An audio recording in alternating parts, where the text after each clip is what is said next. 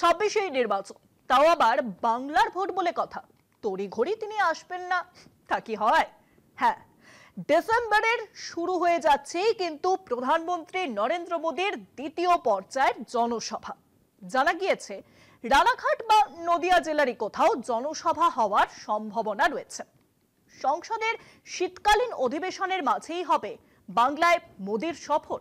BJP সূত্রে খবর, প্রধানমন্ত্রী বাংলায় মোট 14 থেকে 15টি সভা করতে পারেন। বাংলার যেসব কেন্দ্রে একটু হলেও আশা আছে বঙ্গ বিজেপির, সেই সব কেন্দ্রেই প্রধানমন্ত্রীর সভার আয়োজন করা হবে। দ্বিতীয় দফায় প্রধানমন্ত্রীর বঙ্গ সফর শুরু সম্ভবত ডিসেম্বর থেকেই। নরেন্দ্র মোদীর এবারের জনসভা কোথায় হবে তা এখনো স্থির হয়নি, তবে বিজেপি সূত্রে জানা গিয়েছে নদিয়া জেলার কোথাও জনসভা হওয়ার সম্ভাবনা রয়েছে। বঙ্গে নির্বাচনী অভিযান শুরু করতে চলেছেন প্রধানমন্ত্রী নরেন্দ্র মোদী। ডিসেম্বর থেকেই বাংলায় মোদীর ভোট কেন্দ্রিক জনসভা শুরু বিজেপি সূত্রের খবর। প্রধানমন্ত্রী বাংলায় এবার 14 থেকে 15টি জনসভা করতে পারেন। বঙ্গ বিজেপির নিজস্ব হিসেবে যে সমস্ত কেন্দ্র সম্ভাবনাময়, সেই সব কেন্দ্রেই প্রধানমন্ত্রীর সভা।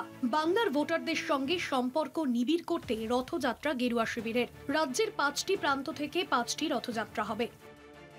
গত 29 মে থেকে 22 অগস্টের মধ্যে প্রধানমন্ত্রী নরেন্দ্র মোদী পশ্চিমবঙ্গে 3টি জনসভা করেছিলেন। প্রথমটি উত্তরবঙ্গের আলিপুরদুয়ারে, দ্বিতীয়টি রাঢ়বঙ্গের দুর্গাপুরে, তৃতীয়টি কলকাতা সংলগ্ন দমদমে। তখনই ঠিক হয় মোদীর পরবর্তী জনসভাটি হবে রানাঘাট বা সংলগ্ন এলাকায়, কিন্তু বিশেষ কারণে মোদীর সভা স্থগিত হয়ে যায়। ফের মোদীর সভা শুরু হতে পারে ওই রানাঘাট থেকেই। সভার তারিখ বা স্থান এখনো চূড়ান্ত হয়নি।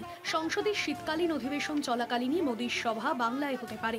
1 ডিসেম্বর থেকে 19 ডিসেম্বর চলবে সংসদের অধিবেশন। ওই সময়ের মধ্যে যে কোনো শনিবার বা রবিবার মোদী বঙ্গ সফরে আসতে পারেন বলে বিজেপি সূত্রের দাবি।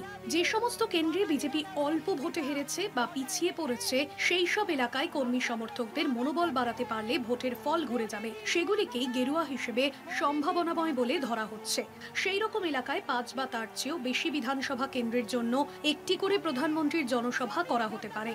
রথযাত্রা নিয়ে বিজেপি এখনো আনুষ্ঠানিকভাবে কিছু বলেনি। এর আগেও নির্বাচনের মুখে বাংলায় রথযাত্রা করেছিল বিজেপি। এবার আগের চেয়েও অনেক আধুনিক রথ দেখা যেতে পারে। কলকাতা টিভি।